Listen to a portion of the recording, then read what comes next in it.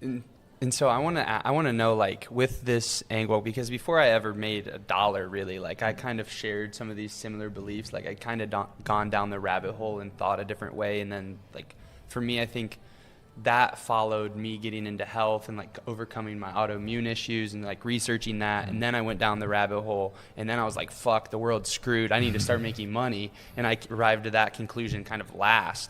So I want to know, like, with you, being in the position that you're in, and having the resources and the influence and things like that, like, what do you see as the future for, people who share similar values and want to be, a sovereign individual? Like, what do you think that looks like in 5 years, 10 years? And, like, what's your kind of, like, plan? Because I feel like people like you, or, maybe like us in a couple more years of working and things like that, like, it's really those kinds of people who need to lead the charge against, all the bullshit, basically. So I would really love to hear kind of what that looks like for you and what your thoughts are. Look, the main thing is you need to stay, whatever you do, your source of income and your source of income, as well as your source of freedom, basically needs to come from online. Right? Like, if you're based in New York and you've got a traditional business, brick and mortar, and you have 17 employees that work for you, you're kind of fucked, right? Because at the end of the day, you're a slave to not only your state, but your country. And I mean, especially for you guys in America, you guys are really fucked. It's really, it's a pain in the ass to renounce, basically America kind of has your ass no matter what you guys do. My main passport, or at least outside of, when it comes to, the top 5-10 countries, is British passport. Leaving Britain was a very seamless, very easy process. The day I left Britain, I ceased to pay any tax. So you guys are just fucked on multiple fronts, because you guys are fucked on multiple fronts because you've got obviously tax, which will follow you no matter where you go until you renounce. You're also, so that's the issue. You guys might decide, oh, you know what, I've got location freedom in the sense that I can go to Medellin, or I can you still got to pay taxes. Yeah, you still got to pay taxes unless you renounce. And they do make that process, not as difficult as places like Canada, but still, pretty difficult. And then you're also fucked in terms of the sense, like, so taxes is already, like, because here's one thing you need to remember. It's until you get to, and I was slowly starting to get to that level once I left the UK, but for example, when I returned to UK, it's not like I'm ever going to need to pay tax ever again in my life.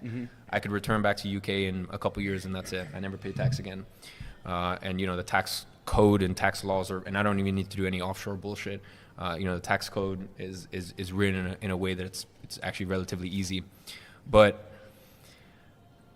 the thing is, you guys are at such a disadvantage.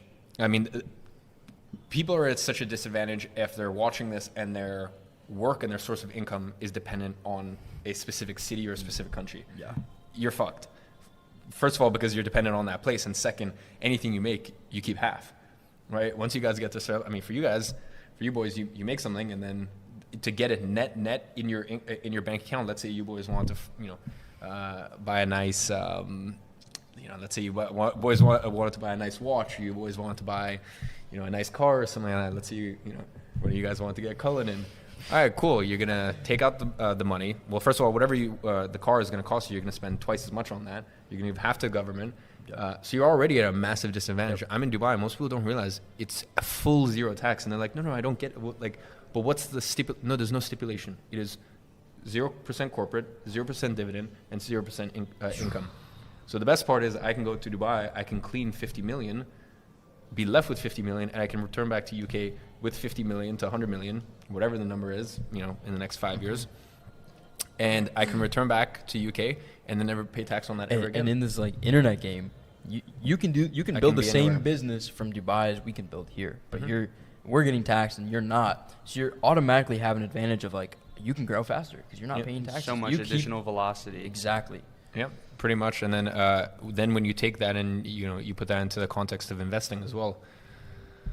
Like I will say the U.S. tax code is very, very good for investors. For example, the UK, it's not as good for investors, especially for landlords in the UK is dog shit. The rules and regulations for landlords in the UK compared to the States. You guys are very sort of real estate friendly here. But yeah, I mean, you guys, look, everyone's at a disadvantage at some point until you finally find a way to escape that.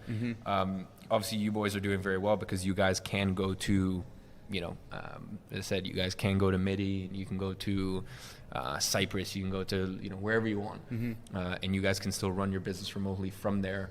So that means that if there's ever a case where Miami does, and I mean, what was the state in the U.S. that passed the new purge laws? Do you know what I'm talking about? I do know what you're talking about. It's like middle America. I think it's up north a little bit. I try to stay might out be of the around news. might be around Michigan-ish. Yeah, I think somewhere it might be Michigan. I don't really look. The point is, if things go south here, and I think that's about to happen. We'll see to what extent, but that's about to happen in Europe. Because they've been talking for the past couple of years. They've been talking about a dark winter, and at first I thought that was in relation to the jib jab, because I thought it would lead to. I mean, obviously it's led to a lot of deaths, but not the extent that I thought it would have. When they said a dark winter, they meant literally, because now Germany's in a situation where gas prices and electricity prices are 6 to 7 times what they used to be a year ago. So now people are forced to make a decision: do I keep the electricity on or do I keep the gas on? So they meant a literal fucking dark winter. It's about to get bad, and you pair that with the fact that civil unrest from the wealth gap, which has just even grown further in the last 2-3 years, really bad. It's a scary situation. So you guys, of course, are at an advantage, which is if things go south, which in the U.S. I don't know if they'll go south necessarily. I think Europe is the one that I'm far more concerned about.